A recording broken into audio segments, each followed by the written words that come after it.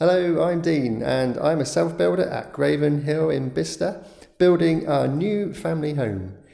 In case you've not heard of Graven Hill, it's a development with an emphasis on self-build. So there are hundreds of self-build plots here and an ever-growing community of self-builders. The community is pretty unique and certainly one of the best parts of building here at Graven Hill. So I thought it'd be interesting to talk to some fellow self-builders and share some of their self-build stories. And in this episode, I'm talking to Karen and Rhys, who live just a few doors down from us, and they've built a massive 5-bedroom house. So here we go. Hello, so today on a really lovely sunny day at Graven Hill, I've popped over to our neighbours just a few doors down to talk to Karen and Rhys. Good morning. Good morning. So our road was one of the first batch of plots to go on sale back in 2016 or whenever it was. So we've been on this journey for quite a while. You're much more organised than we were, and you finished your house late 2018? Yes, December. Yeah.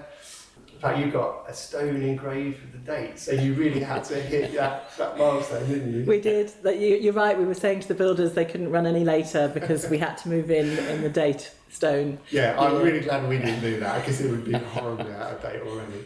But I mean, you got all your landscaping done and everything, you got bird feeders and you're really well settled in there. So going back then to those days, a few years ago now, how did you find out about Graven Hill in the first place? Can you remember? So we had been looking to buy a house and been looking for about a year or so in the North Oxfordshire area and hadn't found something that was appropriate for our needs. We needed 2 home offices. We wanted those both to be on the ground floor, which is quite a tough ask in a modern house or even an older house.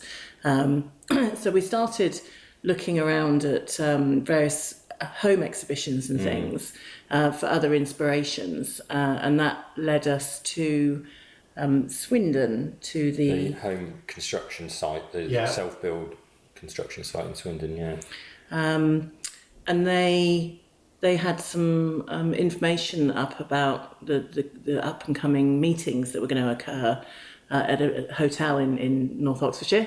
So we decided just to kind of rock up and get a bit more of an understanding about what it was. So we probably weren't at that point thinking it was necessarily a realistic option for us because it all seemed a bit, self-build, that's the kind of stuff people do on grand designs, We're just normal people, we can't do that. But when we went along and heard what Graven Hill had to say, and it was really, really early days, but they seemed to have had 5 years in the making for them to have got to that point. And it suddenly felt really doable and really that it could be the solution that we'd been looking for to allow us to construct something that satisfied our personal and work needs in a house.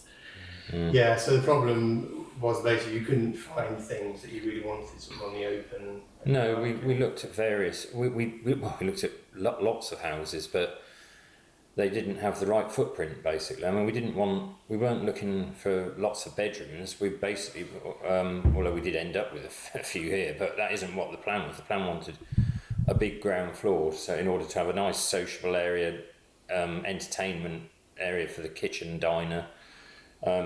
Plus offices, of course, as well, as Karen just said. So, with previous properties we'd looked at were all with a view to putting ground floor extensions to adjust them and kind of major work to reconstruct an existing property, which I think because we'd already gone through that journey and accepted we'd have to have a period of mess and a house that you lived in that wasn't, complete, that probably psychologically prepared us a little bit more for the thought of doing a self-build because we knew that some construction of some kind would have to go on for us to have the house that we were hoping we would be able to have. Yeah, and were you in a position where you already owned a house and you were sort of going to then have to sort of sell that to finance building a new one? So, and it's a good point because it is very complicated, as we all know, about how you finance and how you operate during this process. So we decided to sell and actually go into rented.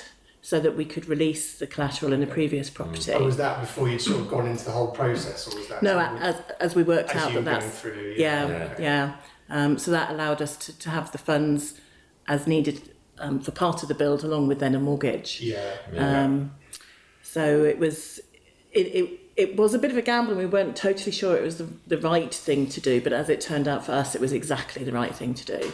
And it also allowed us, therefore, to move into Bicester whilst we were renting, so that we were very close and literally came to the build pretty much every day. Yeah, and were you close already? Were you in Oxfordshire previously? Yes, Oxford. Okay, Yeah.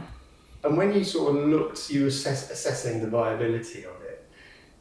Did you look at the land prices, how much it was going to cost to build, and therefore what sort of value you had, or did you just sort of say, look, pretty much like we did, just like, oh no, sod it, we're just going to do it anyway? We did some basic maths to make sure that it wasn't going to be much more expensive than, or more expensive than we'd get back in the market when the time would come to sell. So, we didn't want to be out of pocket. Exactly. So there was the making it affordable for you with your own budget, and then just making sure it was sensible commercial decisions, so that in the long term you got some return. But it wasn't at all an intention to build something so that the return was significant. It was all about the quality of the house and the quality of our life in the house for as long as we can afford to be in it.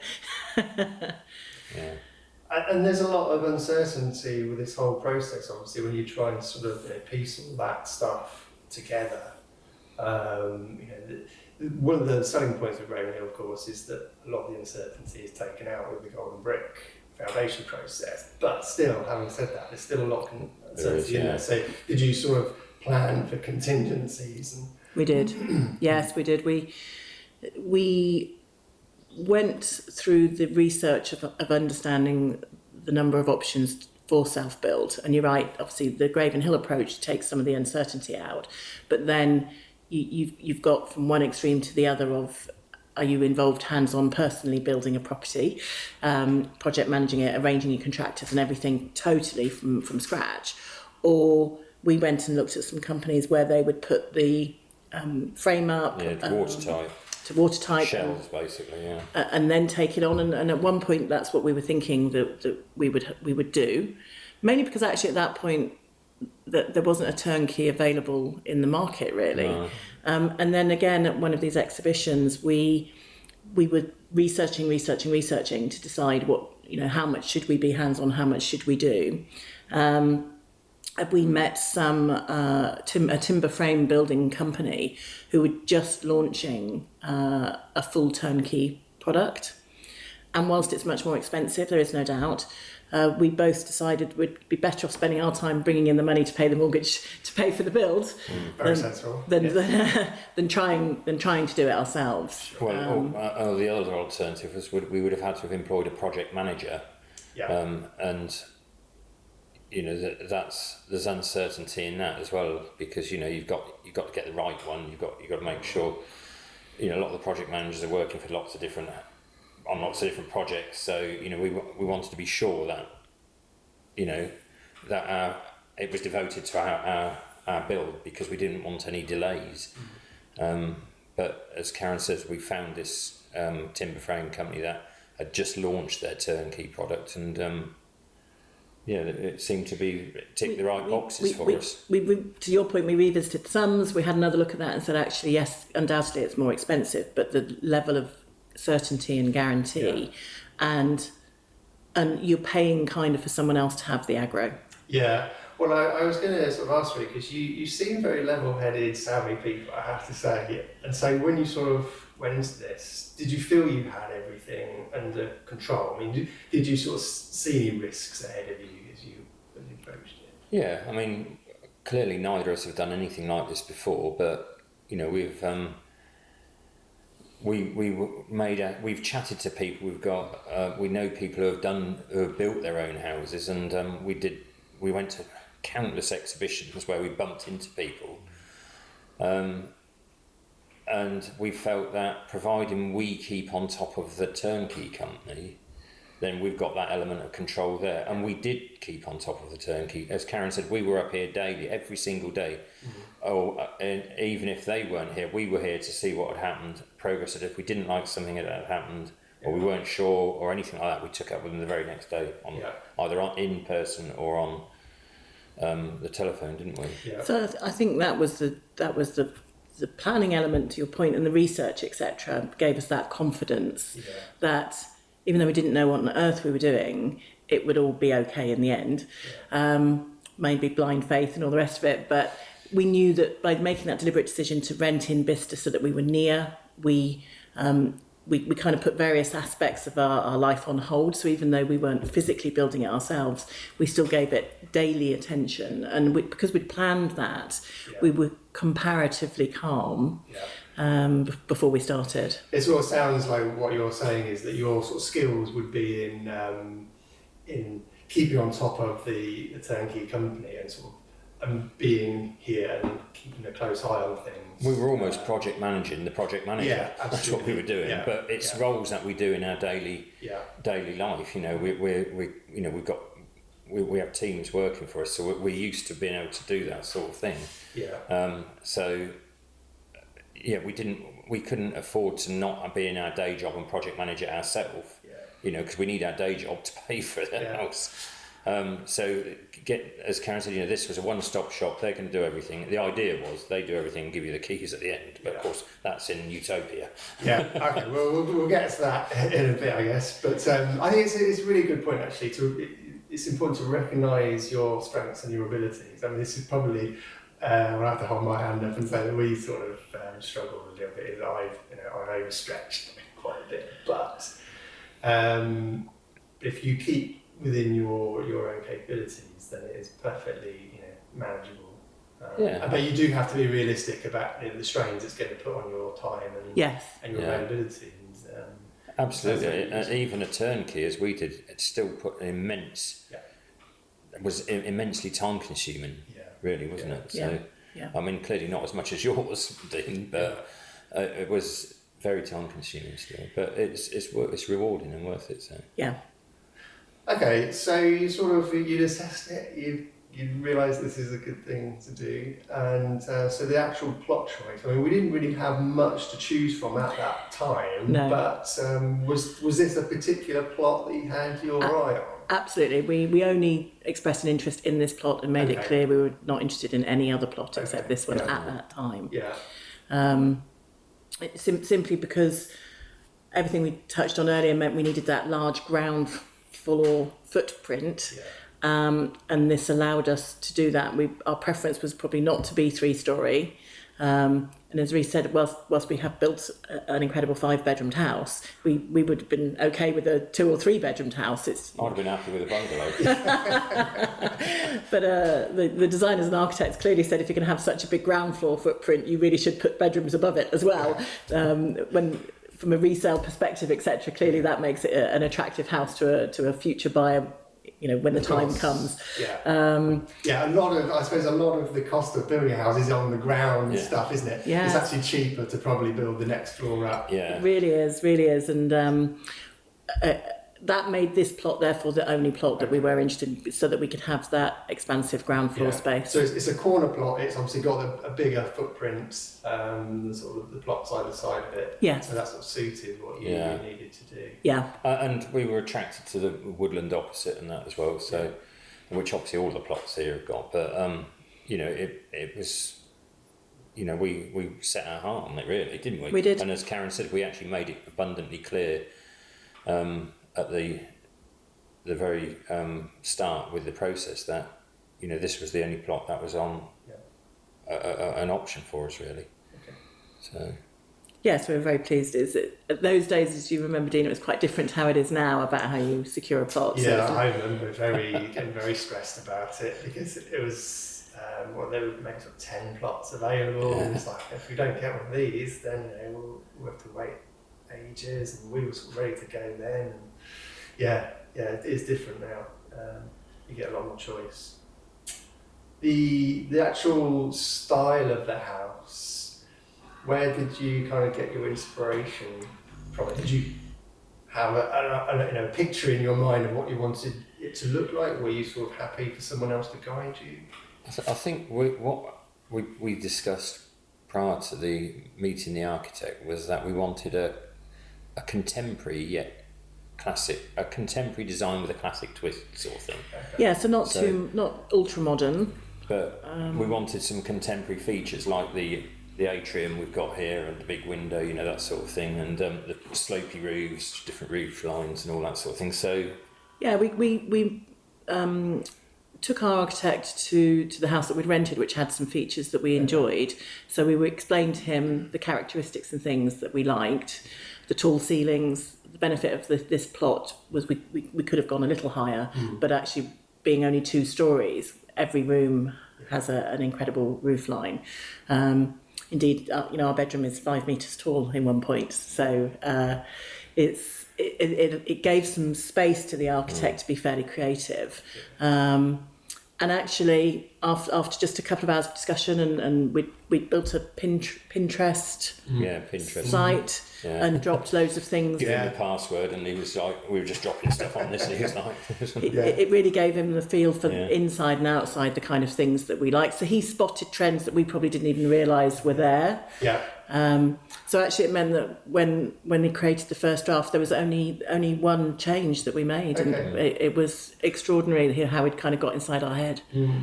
Pinterest is amazingly useful for that sort of thing. I mean, you have to be careful you don't end up spending just hours and hours just searching, because it's like a bit of a rabbit hole, isn't it? You sort of start, there's another one, I quite like that, and then it shows you some more you might like, and before you know it, you've been on this for everything in the world. You're right though, it's very useful, and it's something that we'd recommend definitely for in those early stages. Pinterest, wasn't it? So. Yeah, it was.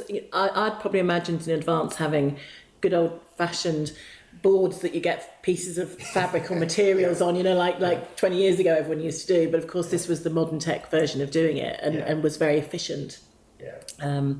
And actually, just even talking about now, I'd kind of forgotten that we'd done it. So it'd be interesting to go back and remind ourselves. That's a good point. What we put Go on back there. and see if you sort of matched your, or maybe your house will appear on the Pinterest board.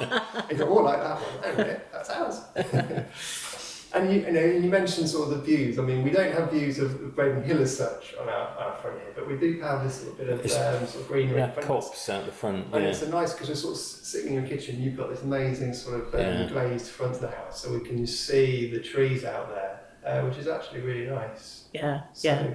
So it's a good sort of part of the site, I think.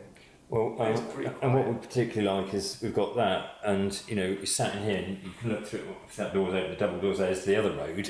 Well, the same road, but going around the corner, you've got the trees over there, which of course in the future will be developed beyond the trees. But so we've got good angles on the corner. Yeah.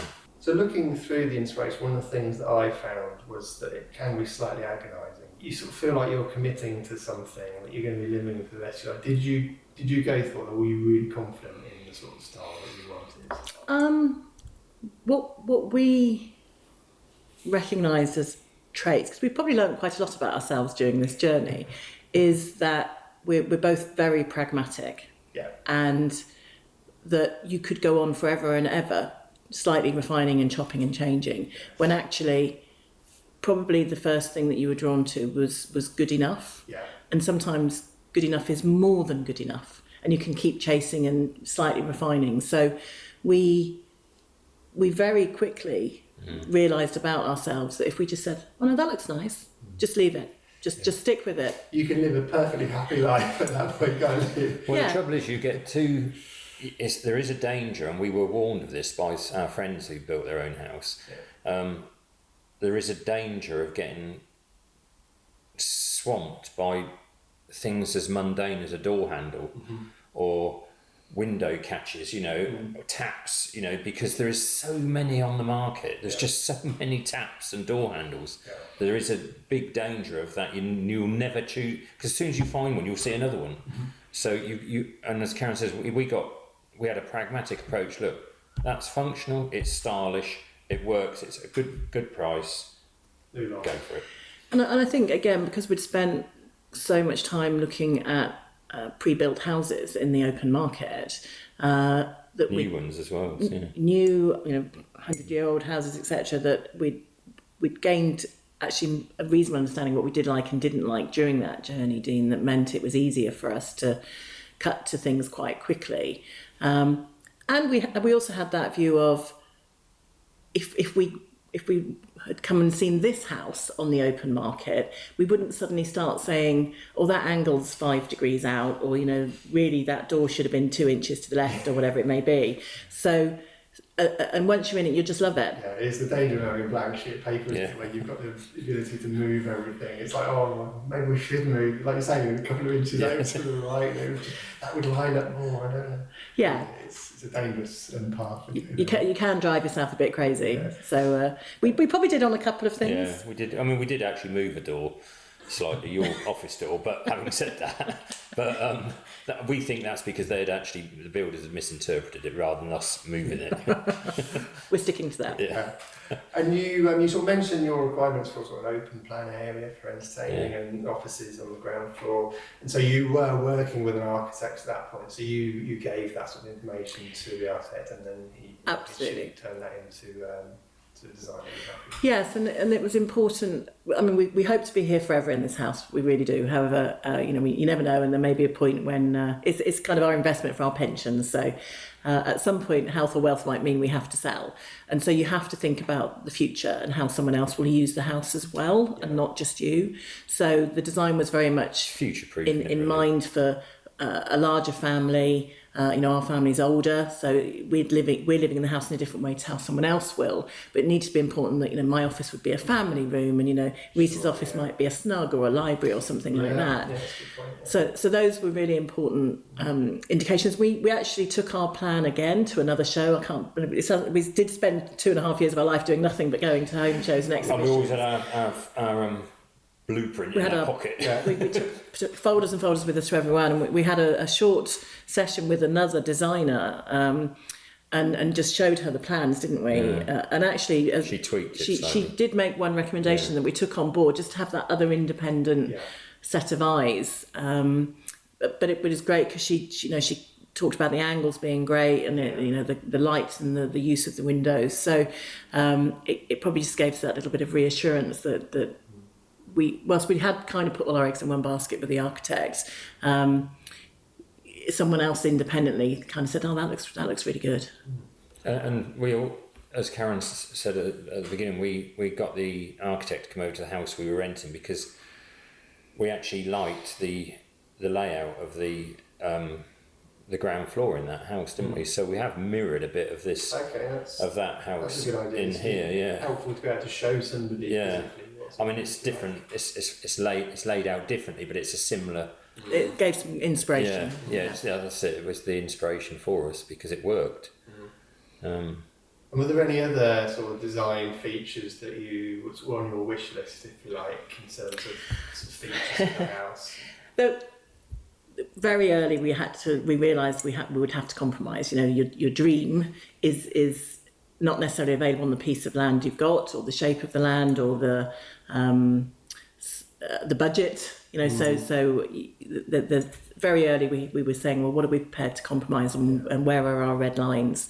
And that again was clear to the architect from the beginning. But we in the build up to that had probably already accepted a couple of sacrifices, as it were. But maximising the use of height, the use of light, a decent width drive. Garage.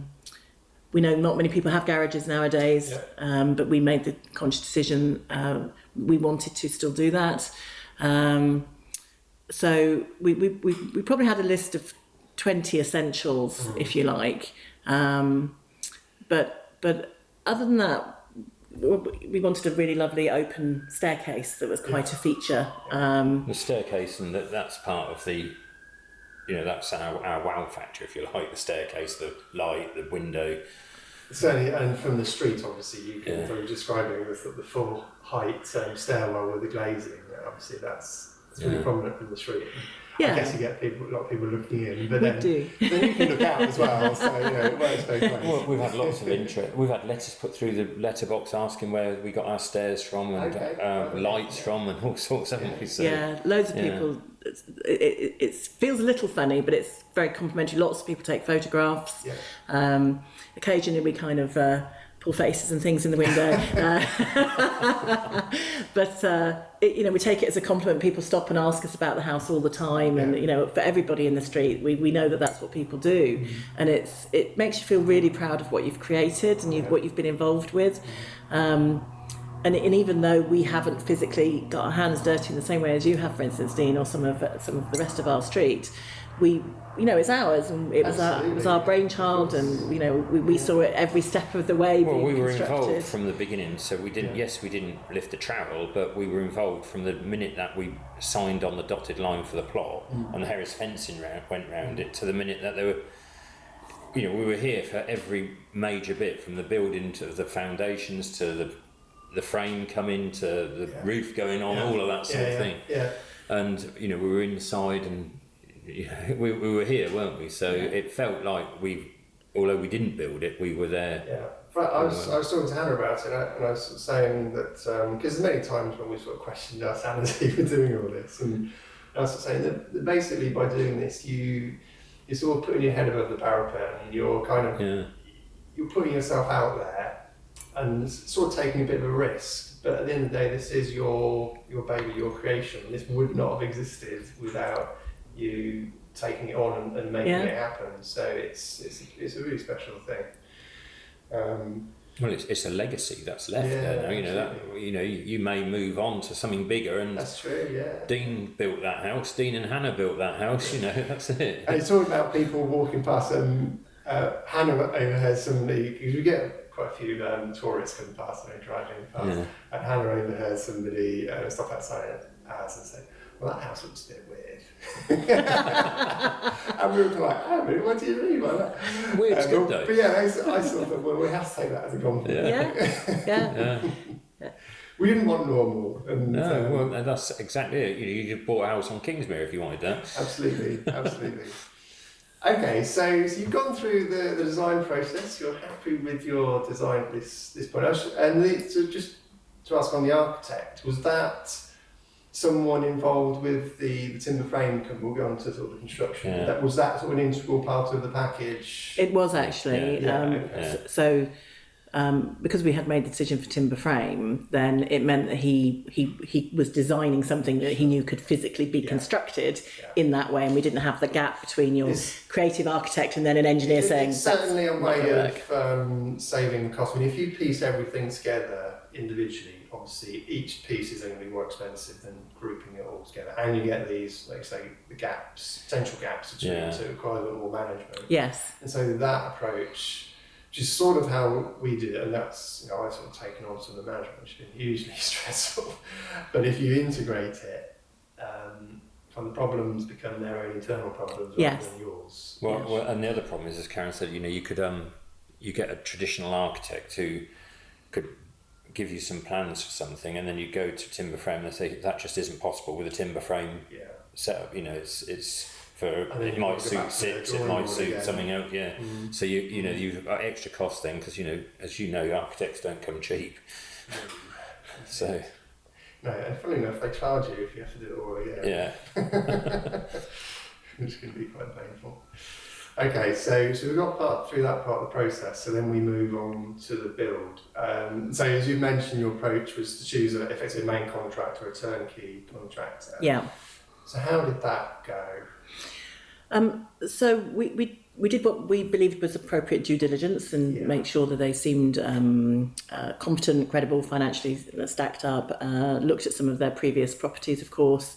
Spoke to a couple of home builders that had used their services. So, that meant that we went in as confident as you ever can in these matters. And to be fair, we had an absolutely excellent contract manager that got us to that point on the journey, and we felt we could completely trust them. of course, when you get into the detail, then a few things don't quite go to plan, and it's really important that you don't undermine that relationship, and you remember why you made those decisions. As you can take on too much stress and make the problem your problem, and the reason you're paying them more money is for them to manage and deal with those problems. So I think fairly early we got into a routine of regular meetings, and I minuted every meeting that we went to. I would add that's really important for anybody that's thinking of doing this with a contractor. Make sure that you record or minute, as we did, or Karen did, the discussions. Yeah. And so every decision that was made was clearly documented, with timeframes and owners. It becomes really important, doesn't it? Those documents, those drawings, and specifications become... And the timeline of when you expect stuff to be finished and when your next drawdown of money, all this is really vitally important. So I think we got into a good routine fairly early, and again, as you talked about earlier, kind of played to our strengths and skills to manage that process. They recognised, I think, fairly early that we were on it. Well, we had site meeting every Friday morning at 8 a.m. So we wanted to give them space and not get in their face and in their way. But we wanted to be involved so that we felt, we could see our house being built and that we were part of it, of course. But it was a fine line of not interfering, and we built a good relationship with them, the site manager, and could have a laugh and crack a joke and not take things too seriously. But at the same time, we could say, you sure that's right? We don't really know what we're talking about, but there's a couple of things where we went and checked our records and kind of went home after having a look, and a couple of times we came back and said, no, actually, we think you've got this wrong. And they had, but there were minor things really on the scale of the whole build. And so it was a really fine line indeed between how much you got involved and how much you gave them that space. I would say, because they were a timber frame specialist, that was a breeze, brilliant, absolutely fantastic. It was they were taking photos for us on a couple of days we couldn't come to site, so we could still see things happening. However, of course, when it gets to then the next stage, and bringing the trades in and the management of all of the trades, etc. That's hard for anybody to do, and that's where we probably found a few things weren't as smooth in the journey, because of course they're using multiple contractors, and the coordination of that didn't always go to plan. We did a turnkey, but we actually specified and arranged our own kitchen installation, and same with our bathrooms. Although we chose our bathroom suppliers, they installed them, the turnkey did, but so there was things that we didn't just say, we want a kitchen, go and get a kitchen, that sort of thing. The same with most of the major stuff, like the windows. We chose the windows, like I say, the kitchen, so that was all.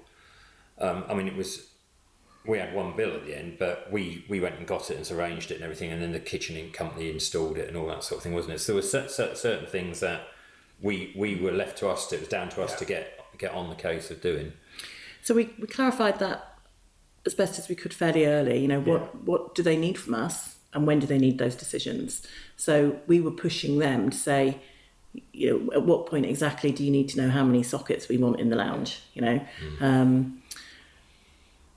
The great thing, of course, is we didn't have to worry about how they installed them or the technical detail of what height they needed to be at. Although you learn a lot of this during the process, and we asked lots of questions, but we literally kind of came around the house and pointed at places on the walls and things and said, we'll have a socket there, we'll have a socket there, we'll have a socket there, and those decisions come thick and fast, don't they? And when the time scales are becoming a bit restricted, it's like sometimes in a few hours. Exactly. Now, because they need to order them for next week or whatever.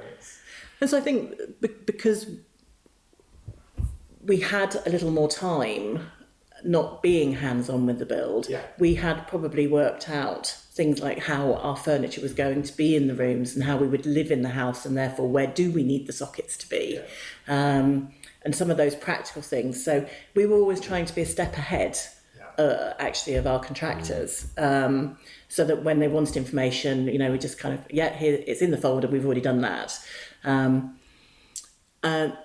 So I would say for anyone else that's using that same method, don't wait to be told. Be proactive. Yeah. But otherwise, it does feel like they're asking for this decision, and I haven't got time to consider it. Yeah, and if somebody says, okay, what sort of doors do you want? And you think, oh, okay, I'll just choose a door. And then like you're saying, Pinterest, suddenly you realise it's like 10,000 doors, and you've got to do the handles, and which ones do you want locks on? Which ones, do they need to be fired? Or, all these sorts of questions suddenly start coming at you.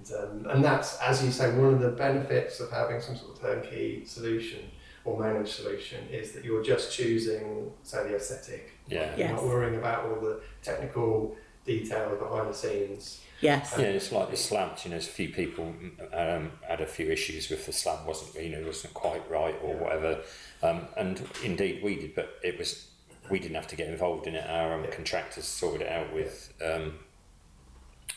whoever it was, Karen Rhys, and just tweaked it here and there. So it's technical stuff like that, which could potentially cause a lot of stress. But we were just told, look, there's a bit of an issue, but we're getting it sorted. Weren't we? So. Yeah. So do the planning, do the prep would definitely be what we would recommend to anybody that was doing it by the same method as us.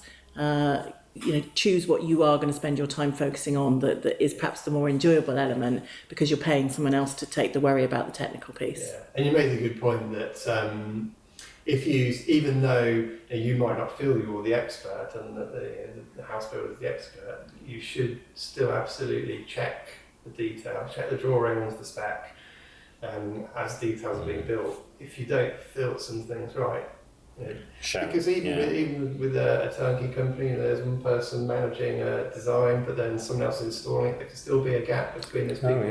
And everybody's busy. Details do get lost, but the one person or the one group of people that will always spot the details is the homeowner, the person that's going to have to live with it and look at it day in, day out. So it's always worth mentioning. And just not get stressed if there is a few things that go a bit wrong, because they just have to undo it and redo it. So they definitely did that a couple of times, and it probably made us a bit more sensitive about double checking.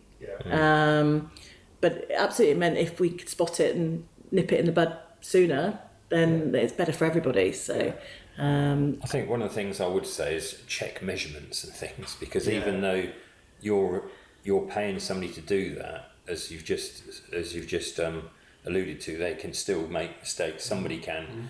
And one of the things that we did, where there's a very, very important measurement to be done, we would be up here with the tape measure, checking it, even to things like the stairs, weren't we?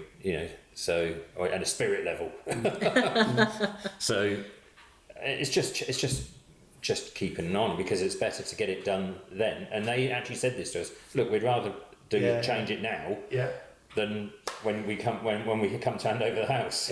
I still remember looking at our window specification list that the architect had produced, and one of the windows was listed as the height as 2,140 millimetres, but it should have been 2,410 millimetres. So the two numbers were just the wrong way around. And obviously, that's big. If we'd have got a window that was a few hundred mil too short, then it's not okay. It might not have been a liability, but the time to get it corrected would be huge, and it would ultimately impact on us somehow. Yes. So you can't check enough. But your constructor, Silver, and they were building a lot of houses at Graven Hill, and they sort of ran into financial difficulties, I think. Were you affected by that, or did you sort of get in before? No, we were impacted, unfortunately, just at the tail end. So compared to some of the others, we got off lightly, but it's that fine line, and I think whilst we were impacted, the stress of it was probably more damaging than the financial loss. So we agreed a fixed price, which I understand from talking to many other people is actually really quite difficult to get somebody to agree to do. Another advantage of sort of going through a turnkey, that again takes a lot of the risk out, doesn't it? It does, and there's no doubt that our builder Silver said along the journey that they have incurred some costs that really they should be passing on, but we'd made the deal that we'd made, and we're smart business people and made sure we'd got that tied up so that. Frankly, it was their problem. Frankly, it was their problem. Yeah. So whilst at the tail end, it meant that there was work that they hadn't completed, which obviously we incurred costs to have completed, but we had held some payments back. Okay. So whilst we were a little out of pocket, we weren't as badly affected. And so again, that definitely would be a tip of, don't pay up front. And except in the stages where you have to. So there were certain stages where we did. So the timber frame, clearly we had to pay in advance for that. But other pieces of work, we were very much saying, no, you'll be paid once you've completed it. So that meant that the work we had to pay other people to finish, most of that money was in that pot. Yeah. And there was a lot of pressure from them to try and get have the money. So as Karen said, I would really couldn't stress that enough. Don't pay for anything unless it's something like the timber frame, which you've got to because they can't build it without that money. Yeah. But other than that, it goes for everything. Make sure the work's done. It's a tricky one, isn't it? Because again, like we were saying, we're not the experts, and I imagine a lot of people can be put under quite a bit of pressure from the trades who maybe try and fob them off and sort of talk down to them slightly in some circumstances and say, look, this is the way it works, you should do it. But I think it's a really good point that you're making, that at the end of the day, you are in control of the purse strings. It's your house, and don't do things you're uncomfortable with. Yeah, and run tight books. The financial accounting we were very on top of.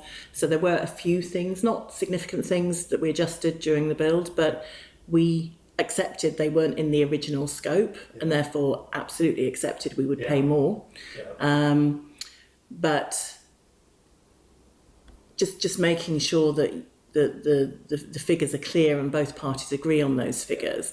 So an example, so with the tiles, we selected the tiles for the bathrooms throughout the house, and we did our research as to what we thought the cost of them would be, and the basic maths of how many square metres of tiles we needed, and so had a figure in mind, and thought, of course, that with their connections and the trade discounts they would get, etc., that they'd probably be able to get a more competitive price than the one that we did, and they came back with a price that was substantially more, and so we were able to say, you either being ripped off, or you're putting on too much of a markup here.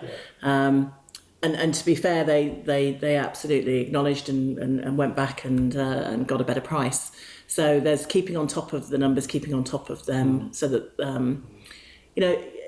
what we certainly found, there was a little bit of an attitude and expectation that you must be loaded if you're building a big house, and so you've got the money to spend, and we're all running to a tight budget. Absolutely, everyone's trying to spend as much as they can, really, but everyone's got a limit. Absolutely, and so there was some frank conversations that kind of said, this is the budget, this is what we said, and we can't shift from that, and don't make assumptions that that we've got kind of cash just falling out of our pockets. That's not the case. So I mean, the point that you said about the fixed price is really important. Now, I'm not sure that a lot of companies do. Well, we know a lot of companies don't do this. Even the turnkeys don't offer a fixed price. So it's something that we recommend people do explore when they're looking at it, because ours could have really exceeded what we paid for it. Because we know that we had frank conversations with them that they did go much over the budget that we'd set. Although we didn't, it didn't impact us that way. We did get impacted, as Karen said, on the when they went under, because they hadn't finished the work, but not as bad as what a lot of people had. We'd been signed off and all that sort of thing. So, Is there anything, or did you look at any kind of, is there any insurance products you can get to sort of mitigate against contractors not being able to finish the work? And it's something that we looked at the time, but because of our due diligence, we thought we'd covered it. But it's a really good point, Dean. I would recommend it. Strongly recommend it. Yeah. we end up being okay, whereas we know others have had a much more painful journey. Yeah. And there are standard contracts within the building industry that you everybody knows you just sign up to because that's the industry kind of regulatory standards. But we didn't take that insurance, and whilst we end up being pretty much okay with not a massive loss. We do have to face the snagging ourselves now, though. Yeah. So any snagging issues, that we've got to, we've just got to sort ourselves, which we've accepted, and we're that's just the way it is. But it'd been the same if we'd have probably built the house ourselves, so we'd have had to have done it. But ordinarily that would have come under the terms of the contractor. So I would definitely recommend insurance if you're doing any kind of if you're employing any main contractor for the project. I would recommend taking out some insurance. With hindsight, that's probably where we were a little naive. Yeah. Well, I think it's certainly in the early stages when everyone's excited and you're sort of thinking about this lovely new house you're going to get. It's easy to kind of just sort of gloss over a lot of this stuff. And you made a point earlier about checking drawings and documenting meetings and things like that. It's easy just to take someone's word for things at the time because everyone seems so happy and genuine at that point. And it's only when things start going wrong, obviously, that it starts to become much more personal, serious. And so I would go along with what you said and keep minutes, document things. I'm probably the worst person at that myself, I probably don't do enough of that. Because you do just take people at their word, but it's a very dangerous game to play, isn't it? And, and if you're that kind of person, you do have to toughen up and take some tips from Karen Rhys. Or maybe you guys could, a new business venture to help people through the process, sign the deals for people. Yeah. I'd happily have you signing deals on my behalf. Okay, so difficulties and everything, but obviously eventually you got in. Yes. You were probably one of the famous in by Christmas type people. Yes. We were. December the 19th. I think if there was a chart showing the number of self-builders that actually move in December, there'd be a huge peak, wouldn't there, in December? Yes. So can you remember what that was like? Was it kind of like because I was thinking about this, and actually moving in process, or moving in, the self-build tends to be more a gradual process, doesn't it? It's not like everything's finished, you cut a ribbon and in you go. But can you remember? Ours probably was more like that. Because you were turnkey. Yeah. You got that kind of experience. We were ecstatic actually, really, to have the house, weren't we? Because we'd had to move into an Airbnb because our rented accommodation, the landlord had to, he was redoing it on a month-to-month basis, but he'd had a commitment. For a long lease, so we had to get out of there. Yeah, so another difficulty, isn't it? It's trying to time it. Yeah. It's notoriously difficult to pinpoint a completion. Yeah, and as although we haven't said it blatantly, we ran late, as I think every build does. So even with all of these fantastic benefits of going turnkey, we still ran months late. Yeah.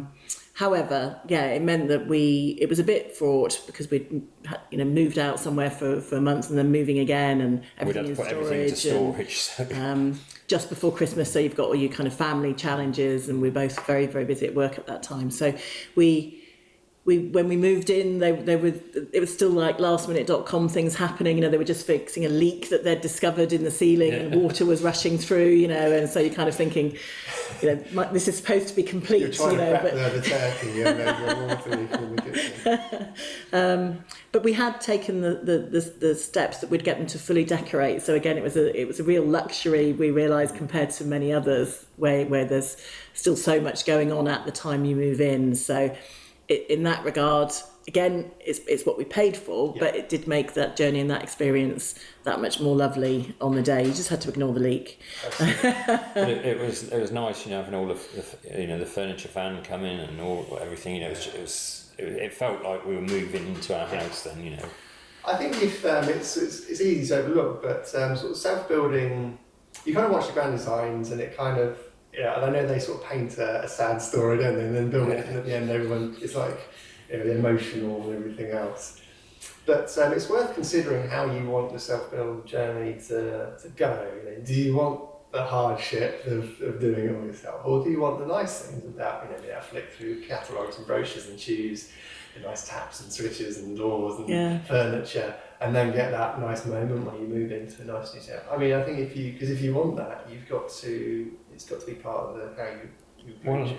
I think it also depends though, if you on your circumstances. Have you got the time, and are you financially able to give the time to project manage it? Because as you know yourself, project managing isn't just I'll just give me a ring when you got a problem. Project managing means being on site, keeping an eye on everything. So you need to have that time, and you need to be able to, be able to do that. And that's something that we weren't able to do. We weren't time rich in that sense. No.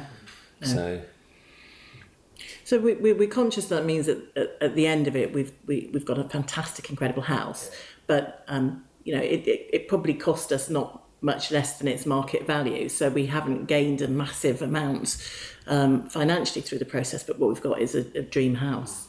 Yeah, it's almost like you can, if you look at the profit that a normal house builder might make, you can sort of say, well, if we're building a house, then we take that profit and we can increase the spec or whatever. So it's up to you. I mean, obviously, you can build a lower cost house and try and maintain some extra value, or you can just spend it on all the nice things you want to have. Yeah. Okay, let's talk about the house and sort of describe what you've actually got here. So coming in, like we said, at the main entrance, you walk into the stairwell and you've got this full height. I mean, it really is full height glazed front. 9 metres, well. yeah. Yeah, 9 metres. Wow. Yeah, 9.1. And then you've got the sort of the staircase running around the outside of that.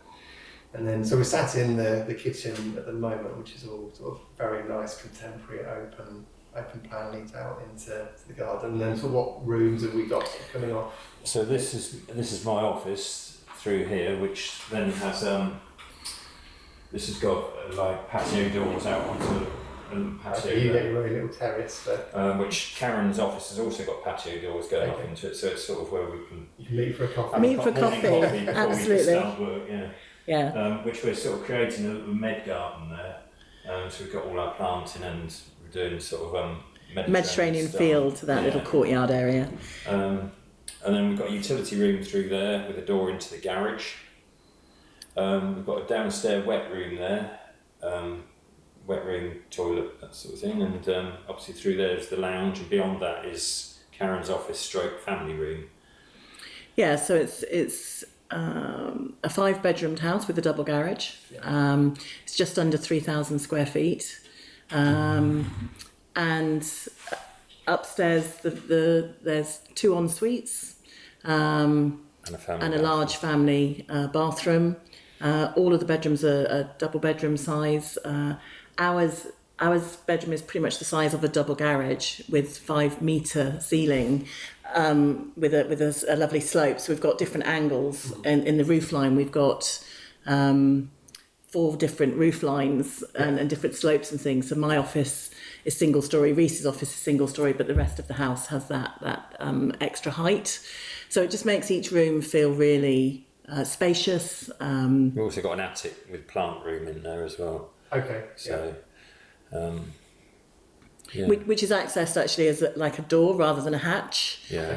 Because of the space that we had. It's easy to get to. Yeah. It's like another room really. Yeah.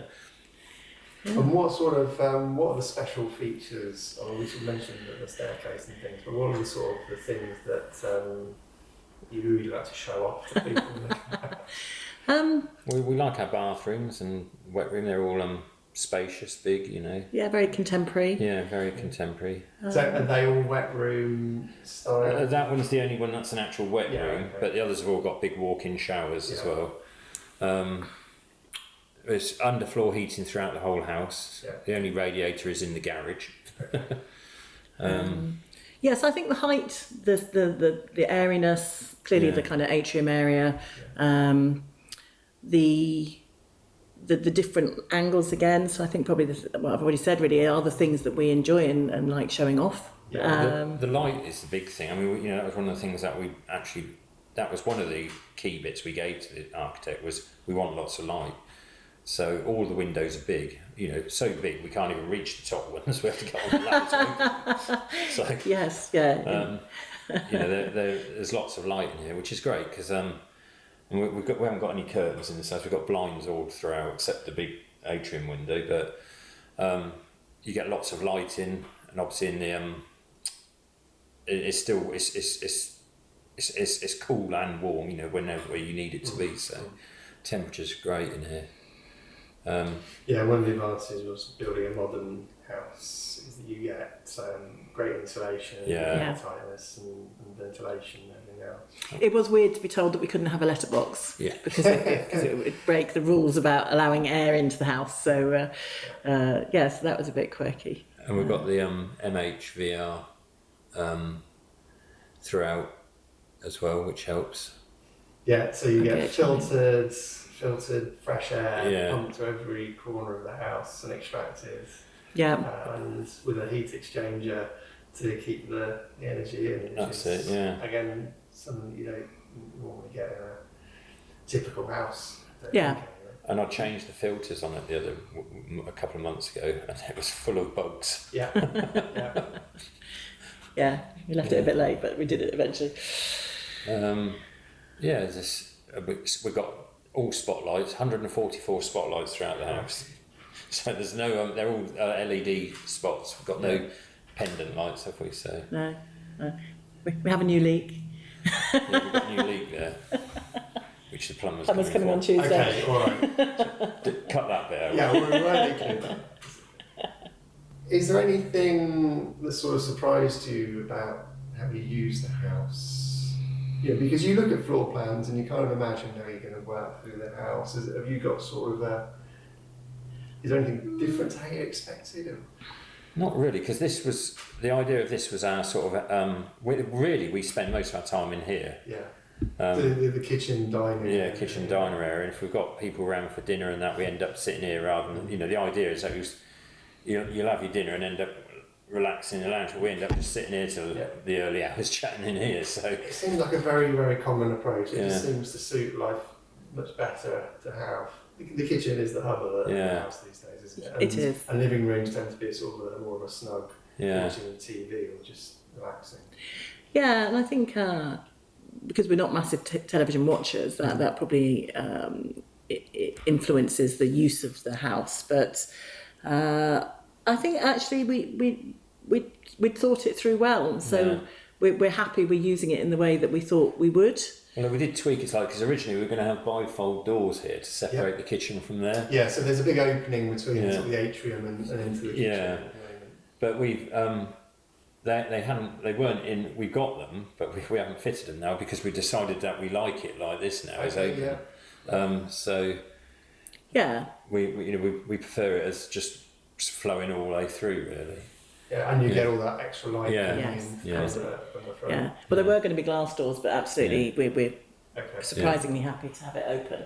A couple of things, once you've lived here for a while, you think, maybe just that could have been slightly different, but I don't think if we'd spent 10 more years planning it, you'd pick up everything in advance. Once you're in it, you find little things, but there's very few of them, so we're probably quite chuffed with ourselves that we thought through so much I can in imagine advance. That if you sort of were craziness is again, you sort of think, we'll learn all these lessons and we'll include them, and then you do those changes and you think, actually, I could prefer it the way we know. And so I think it's just, everyone's a bit fickle really, aren't they? And you can never really get the perfect solution. I mean, we've got the garden done now, and that's nice because we can, this year, especially we've had some nice weather this year, but like last year we were barbecuing on our building site, basically outside, and now we've got we're able to sit outside and enjoy it. Really, it's nice. Yeah, we put a large patio, so it runs the whole of the length of the house, so it's kind of 20 something meters, which is very sociable, and so you kind of indoor, outdoor living just all blends into one when the weather's nice, just once you get to the point where you're doing your landscaping, is like the the cherry on the top of the cake, Yeah. because you feel like it's a proper home. Absolutely. Yeah. It's kind of funny looking at the photos of this sort of area before any of this was all started, and then you look at it now and there's like lawns and bird feeders and things like that, and it's quite amazing really to see the transformation. One of the strangest things is actually looking out the window and seeing lawn. You know, after over a year of seeing, well, it was just under a year actually, wasn't it, before that I was done, but clay and mud. just seeing mud and terrace fencing. Yeah, you do just get used to it. Really. So I suppose the big question then is, what now you've been living here for, was it all worth? Because people say that when you go through the stress of it, was it be worth it in the end? and was it for you? Absolutely. Yeah, it was. It had a few lows, but remaining really pragmatic through the whole thing and staying on top of it should give you the confidence that you're going to come out the other side. And even though our stresses probably were slightly different to some others because of the different style and approach that people have taken, we definitely can reflect and say we would have done a few things differently, but overall the journey wasn't too painful. We don't regret doing it at all. Thrilled with the end result, absolutely thrilled with it. So we would definitely do it again. Potentially when we have to sell and release money for our retirement and so on, but we'd downsize and build something smaller. Really easy small house. Take 6 months. Done. But I think I would urge people to really look at doing a self build, because it's something that your house is unique to you. It's different to everything else. It's not a samey as the next streets or even the next door neighbours. It's and we've got a fantastic community on Graven Hill, and we've got an amazing community just on our road here. And of course the unique thing is we knew everybody before we moved, before we'd even laid a brick. So it's very, very, very unique. That's knowing your neighbours before. Yeah, it was a lovely part of the journey, meeting people and having those exposures, whether informal or formal, exchanging therefore some kind of the experiences. Everybody that's having some difficulties at the same time, you're not alone. It's a shared struggle. Really good way of putting it, Dean, and it absolutely helped. I think that you knew you weren't alone. Yeah. Well, I mean, if you imagine, this is definitely a different self-build, isn't it? You imagine you're in the middle of the field, out of nowhere, and you're on your own, and things are going wrong. I imagine it'd be very difficult. But to know, as you say, there's other people you can talk to, meet up with, it does help keep it all in perspective to some degree. And to share tips and advice, Absolutely. So you've been living at Graven Hill for a year and a half? Yes. Yeah. So, and how are you finding sort of Graven Hill itself as a place? Obviously it's still a development, a work in progress development, but... Yeah, so there's the physical side, as you were just saying. So it's interesting, we go for a walk most evenings and haven't found ourselves thinking, oh, this is boring, we're walking around the same development, because of course there's something new every day. And it's great to see whether that's a roof going on or somebody working on putting a garden in, whatever it may be. So it sounds like you're kind of mega nosy, but it's just you're passionate and interested in what's going on in your neighbourhood. And people are proud to share and show and to chat. So that's the physical side of things. Obviously, as more people come on board, it'd be nice to have the community centre open and the pub and things like that. The shops open shortly. But absolutely, the overriding thing is that community feel and the kind of neighbourly feel to it. Friendliness. We go for a walk, and we only go a few yards. We bump into people and always have a chat. Everybody's so friendly. It's really, really nice. And we've moved into kind of normal human conversations. Of course, at the beginning, everybody was always talking something to do with the bills, or train pipes and foundations and drawing, things like that. Yeah, absolutely. Now it's about gardening. Yeah. You're absolutely right. Plants at the moment is the theme, I think. But I guess that's a journey that, again, because everybody around you is roughly going through things within a similar kind of time frame. It's not like a house on a well-established development where you're the only new person that's just moved in, there's an understanding, isn't there, that there will be disruption and that everyone's going through the process.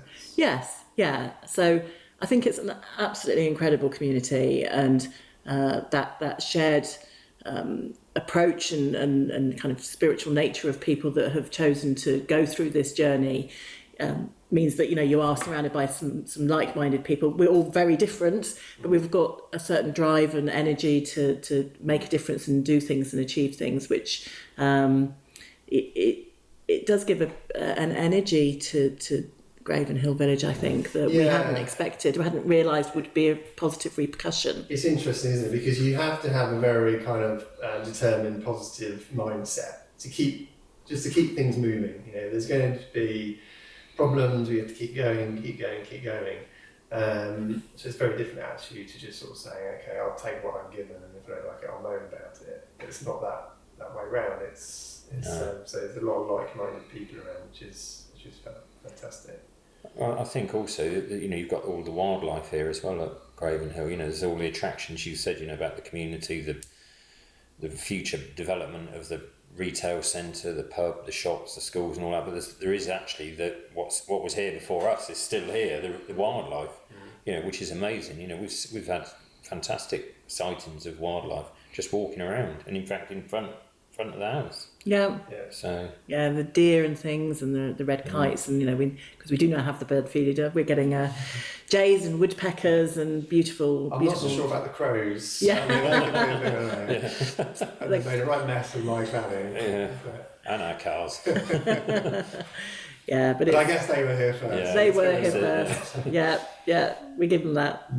And it sort of sounds like you probably would recommend it to other people. Would you? Absolutely, yeah. Passionately. Bicester is a great location anyway. It's one of the attractions for us. Geographically, it's a great location. It's halfway between Birmingham, halfway between London, 2 train stations here, motorway, 5 minutes from Graven Hill, one way, and the M1, half an hour the other way. So it's a great location anyway. And Graven Hill is just it's so close to Bicester itself as well. Yeah, it's out of Bicester, so it's everywhere's within walking distance, isn't it? Yeah, walk or cycle into town, train station. It's great. Yeah, we'd definitely recommend it, wouldn't we? Yes, and Bicester's got a lot going for it on its own merits. Yeah. And the fact you are just on the edge of it and you can walk in very quickly, or cycle in, you say, means you've got a feeling of kind of having your own community, but also not being too far from anything. Okay, and then sort of one last thing then. We sort of mentioned sort of bits of advice for what would be your one sort of bit of advice to others sort of who are interested in considering it? Do your research, because it may be that the option that's best for you isn't what you started off thinking. So be open-minded during your exploration. Options, I would say, Don't limit yourself too much. I don't think you can't afford us to build your own house. I think that's probably where Karen's going. There's loads of options of self-build out there, so look at all of the options. Yeah, and be clear about your budget. Yeah. Build.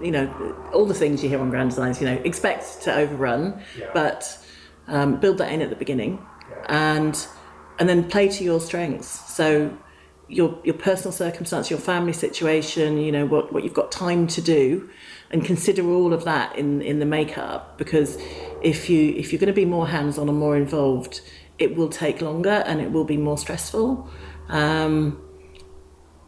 But that may be part of what you want and part of your journey and part of how you choose and want to do it. So I'd say think of all of those things and don't just assume there's only one way of building a house. And then try and enjoy the journey. And keep going. Yes, absolutely. Keep driving it. Keep driving it. All right. Karen Rhys, thank you very much. Thank you, Dee. Okay, that was Karen Rhys talking about their very impressive 5-bedroom house on Roberts Drive, Graven Hill. Lovely to talk to them, hear some of the inspiration, the stories behind some of their decisions, and also a good example of how to approach a turnkey build if that's what you're interested in. If you want to see some more photos and links, then head on over to theselfbuildvillage.com. If you're a self-builder at Graven Hill, you can also log into the website for some additional help and support. And there's also a link in there to the Facebook group where you can chat with other Graven Hill self-builders. So that was the end of my sort of trial run of these self-build interviews, and I think it's been really interesting to talk to others. I've sort of had to stop now because the pandemic has gotten in the way yet again, and we're in lockdown 2 now. So I think I'll try and plan some more of these for the new year, where hopefully things will look a little easier. So thanks for listening, and hopefully talk to you soon.